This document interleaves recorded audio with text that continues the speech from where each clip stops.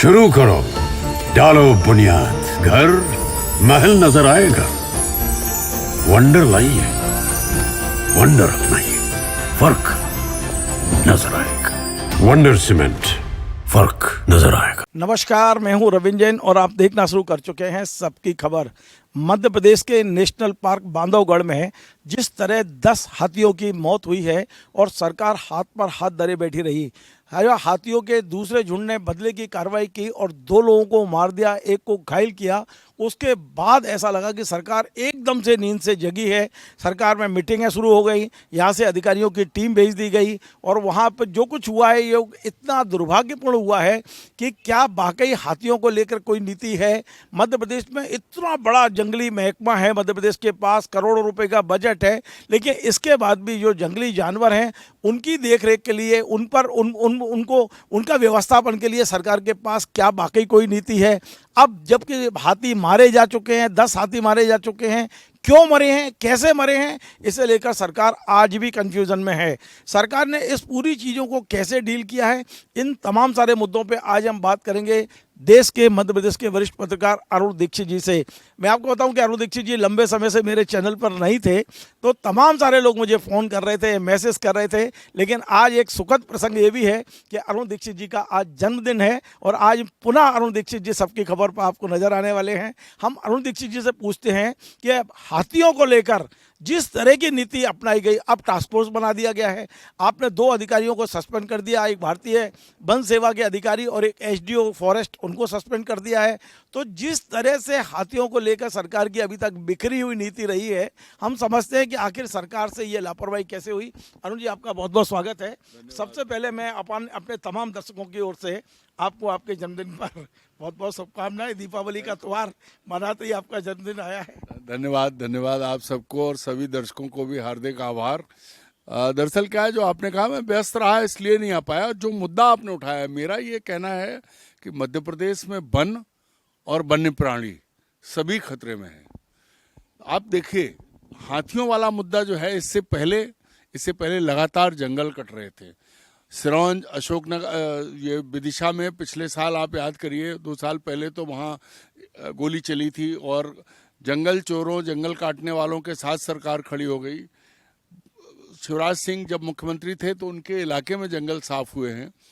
यही स्थिति वन्य प्राणियों को लेकर के है।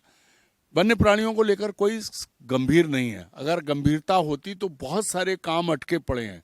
हाथियों का टास्क फोर्स कल जो मोहन यादव जी ने गठित किया है, कायदे से मध्य प्रदेश की जो जैव विविधता है, जो जंगल हैं, सबसे ज़्यादा जंगल मध्य प्रदेश में है, और उस दृष्टि से जो व्यवस्थापन, जो प्रबंधन होना चाहिए वो नहीं है।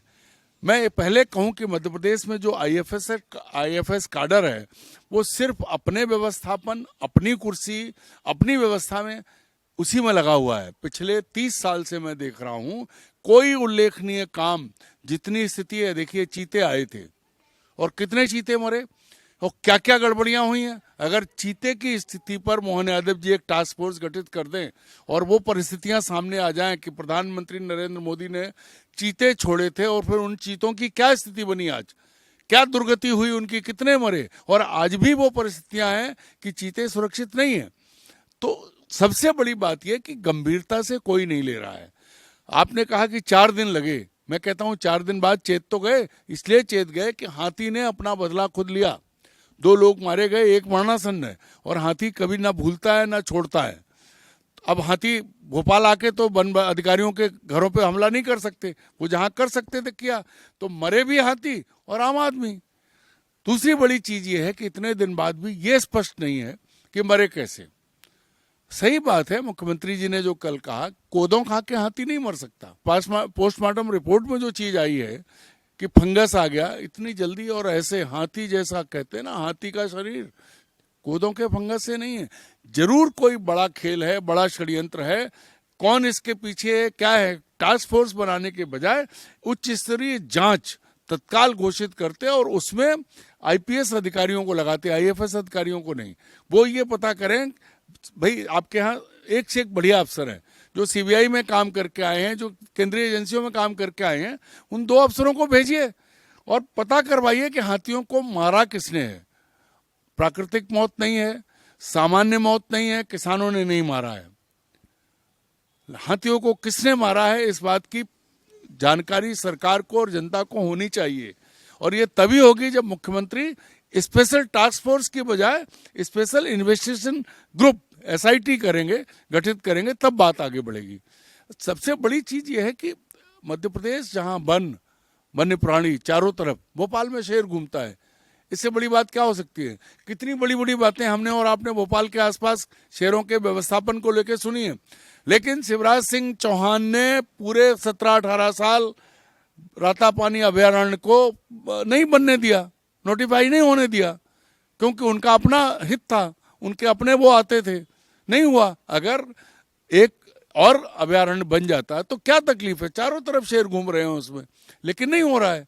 तो ये जो राजनीति, देखिए सबसे बड़ी बात क्या है कि ना तो पेड़ शिकायत करने आ सकता है, ना शेर थाने आ सकता है। वन और वन्य प्राणियों पे जो अत्याचार हैं वो हम और आप बात करें, या फिर वो जब रिटेलिएट करते हैं तब लोग मरते हैं, तब आती है बात। अन्यथा वही बात है, हमारे एक मित्र हैं डॉक्टर गौरीशंकर शेजवार जी, वो कहते थे कि शेर शिकायत करने नहीं आता, पेड़ चलता नहीं है, जंगल में सब ठीक है, जंगल का राजा शेर है। तो ये जो सबसे बड़ी चीज ये है कि हम अभी भी, दिल्ली आज किस लेवल पे है पोल्यूशन में, भोपाल में भी पोल्यूशन बढ़ता जा रहा है। सर मुझे एक सवाल आपसे ये पूछना है, आप स्वयं अधिकांश मैंने देखा है कि 7 दिन में 2 दिन तो जंगलों में ही रहते हो, आप लगातार आप भ्रमण करते रहते हो, वन्य जीवों की आपको भारी जानकारी है, वन्य वनस्पति की आपको काफ़ी जानकारी है। तो ये जो घटना हुई है हाथियों को मारने की, आपका भी तो एक थर्ड सेंस है, आपको क्या लगता है कि हाथियों को, क्या वहाँ के जो टूरिज्म माफिया वहाँ जो काम कर रहा है, क्या उन्होंने बड़ा पेस्टिसाइड रख के उसको मरवा दिया? क्योंकि आप यदि खेतों में पेस्टिसाइड डाल दें तो आरोप किसान के ऊपर लगेगा और उद्देश्य आपका पूरा होगा। तो इस तरह की भी एक चर्चा है कि ये जो टूरिज्म माफिया है बांधवगढ़ का, उसने खेतों में ये पूरा पेस्टिसाइड पटक दिया और हाथी मारे गए उससे, और आरोप लग रहा है किसानों के ऊपर कि कोदो खा के मर गए। यही तो मैंने कहा कि सबसे बड़ी चीज ये है कि राजनीति क्या है। वहाँ के लोग, जो स्थानीय लोग हैं, वो कभी हाथियों को उन्होंने नहीं मारा, लेकिन जिनको रिजॉर्ट बनाने हैं, जिनको उस इलाके को सिक्योर करना है और कहना है कि हाँ हम यहाँ सुरक्षित हैं, वो कर रहे हैं। और इसमें सत्तारूढ़ दल के नेता सबसे आगे हैं। जांच तो हो, सवाल वही है कि जांच तो करवाएं। सामान्य IFS सस्पेंड हुआ, अच्छा है, क्योंकि उसने पहले बताना चाहिए था कि यहाँ क्या चल रहा है, इस इलाके में क्या हो रहा है, वो नहीं बताया उन्होंने। अगर वो पहले ये चीजें रहती सरकार की जानकारी में, भाई अब देखिए ठीक है, वन मंत्री जो हैं बेचारे वो चुनाव लड़ रहे हैं, और जो वन राज्य मंत्री हैं वो यही नहीं जानते हैं कि व्यवस्था क्या होती है और कैसे चलती है। वन राज्य मंत्री तो कल स्टेज से मुख्यमंत्री से मांगे कर रहे थे, मुख्यमंत्री ने उनको बोलना ही बंद कर दिया, बोलती बंद कर दिया। नहीं, उनको बेचारों को पता नहीं है ना।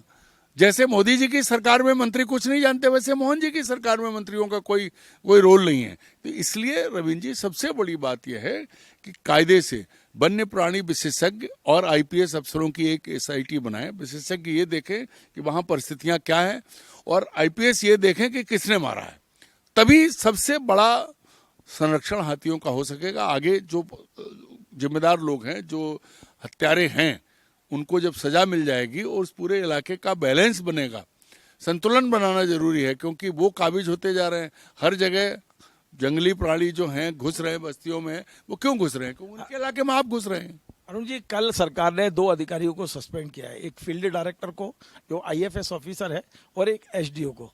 आपको लगता है कि यही 2 जिम्मेदार थे इस पूरी घटना के लिए? मैं तो ये कह रहा हूँ कि कुछ तो किया, लेकिन पूरी व्यवस्था जिम्मेदार है, पूरी व्यवस्था जिम्मेदार। जो मंत्रालय में बैठे हुए उनकी कोई जिम्मेदारी नहीं, जो मुख्यालय में बैठे हैं, पूरी व्यवस्था जिम्मेदार है। मुख्यमंत्री और मुख्य सचिव की जिम्मेदारी है कि राज्य में क्या हो रहा है वो देखें, दोनों को देखना चाहिए। मुख्यमंत्री व्यस्त हैं, वो चुनावों में पूरे देश में जा रहे हैं। मुख्य सचिव अभी नए आए हैं, लेकिन वो मध्य प्रदेश को जानते हैं, यहाँ कलेक्टर रहे हैं, बहुत अच्छे से जानते हैं। मैं उम्मीद करूंगा कि वो इसमें पहल करेंगे और कुछ सख्त कदम उठाएंगे, क्योंकि ये अगर अभी सख्ती नहीं हुई तो हाथियों का मरना बंद नहीं होगा। एक और खबर आई अखबार में है, वो खबर पढ़ के भी मैं चौंक गया। एक और हाथी मारे जा रहे हैं, सरकार हाथ पैर ढकी बैठी रही और अधिकारियों ने इसमें भी अवसर ढूंढ लिया और उनने विदेश अपनी योजना बना ली, अब साउथ के राज्यों में जाएंगे सीखने के लिए हाथियों का प्रबंधन कैसा होगा, टूर प्रोग्राम बनने लगे अभी से। यही IAFS ऑफिसर जो 30 साल से यहाँ बैठे हुए हैं, क्या उनके पास पहले से ये कोई मैकेनिज्म नहीं है जो अब सीखने के लिए केरल जाएंगे, तमिलनाडु जाएंगे? भाई देखिए, मैंने अभी क्या कहा, IAFS अफसर सिर्फ अपना सोचते हैं, और वैसे भी तो सारे प्रशासनिक अफसर जो विदेश यात्राओं पर गए, स्टडी टूर्स पे गए, कभी क्या किसी ने आके कोई रिपोर्ट सबमिट की?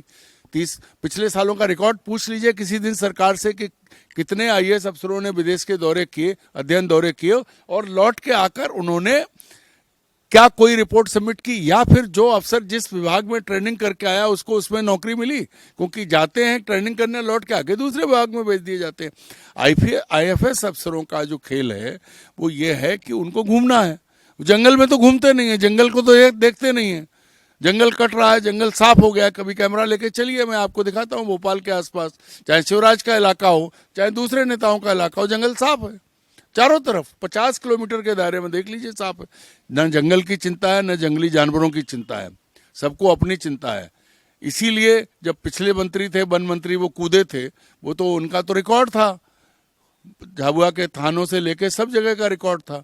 अब सरकार ये सोच ही नहीं रही है। सर, एक आखिरी सवाल ये है कि आज भी बांधवगढ़ का जहाँ ये जो अटैक किया है हाथियों ने, आज अभी जो खबर आ रही है 29 से 30 हाथियों का झुंड अभी भी वहाँ पर मूवमेंट कर रहा है, और कभी भी कोई बड़ी घटना हो सकती है। इसे रोकने के लिए कोई मैकेनिज्म है सरकार के पास? क्या वो हाथियों के गुस्से को रोक पाएंगे? क्या है आज? नहीं, ये सरकार उजागर करे, ये सरकार बताए कि वो क्या करेगी, हम और आप नहीं बता सकते। सरकार ने एक टास्क फोर्स बना दिया, टास्क फोर्स कब तक तैयार होगा, कब तक खड़ा होगा? पिछले कुछ बने थे, याद करिए उनकी क्या स्थिति है। तो सरकार बताए कि उन हाथियों का मन कैसे बदलेगी, उनको उनका रूट कैसे बदलेगी, क्योंकि उनके रास्ते में जो आदमी आएगा वो मरेगा। हाथी गुस्से में है, और हाथी का गुस्सा बहुत खतरनाक होता है। सरकार, मुख्यमंत्री टास्क फोर्स बनाने की बजाय ये कहते कि हम उस पूरे इलाके में जागरूकता अभियान चलाकर लोगों को बताएंगे और हाथियों को रोकने के लिए विशेषज्ञ बुलाएंगे। अपने अफसरों को भेजने के बजाय हाथियों के विशेषज्ञ साउथ से बुलाए जा सकते थे, वो कल तक आ जाते। ये तो जाएंगे, ट्रेनिंग लेंगे, इनको महीनों लगेंगे, वो आते तत्काल काम शुरू कर देते। उल्टा क्यों चल रही है सरकार? सीधे चले, उनको आमंत्रित करे, वो 24 घंटे में आ जाएंगे, अगले 2 दिन में जमीनी कार्रवाई शुरू हो जाएगी। तो सरकार भी सोचे, प्रशासन सोचे, हम और आप तो कह ही सकते हैं। बहुत धन्यवाद। तो आपने सुना अरुण दीक्षित जी का साफ कहना है कि जो IAFS ऑफिसर है मध्य प्रदेश के, उन पर अनुभव की बहुत कमी है और वे केवल अपना भला सोचते हैं, विभाग का भला नहीं सोचते हैं। निश्चित तौर पे टास्क फोर्स तो बना दिया है, लेकिन आज भी ये निश्चित नहीं है कि हाथी हमला करेंगे तो उससे बचाव के क्या साधन है। अभी सरकार को बहुत कुछ करना बाकी है। निश्चित तौर पर जो हाथी गुस्से में घूम रहे हैं उन पर नज़र रखना बहुत आवश्यक है, वरना एक बड़ी जनहानि की आशंका अभी बनी हुई है। आपको हमारा कार्यक्रम पसंद आए तो आप इसे शेयर करें, लाइक करें, कमेंट करें, और आपसे बार बार निवेदन है हमारे इस चैनल को सब्सक्राइब अवश्य करें। धन्यवाद। शुरू करो, डालो बुनियाद, घर महल नजर आएगा। वंडर लाइए, वंडर अपनाइए, फर्क नजर आएगा। वंडर सीमेंट, फर्क नजर आएगा।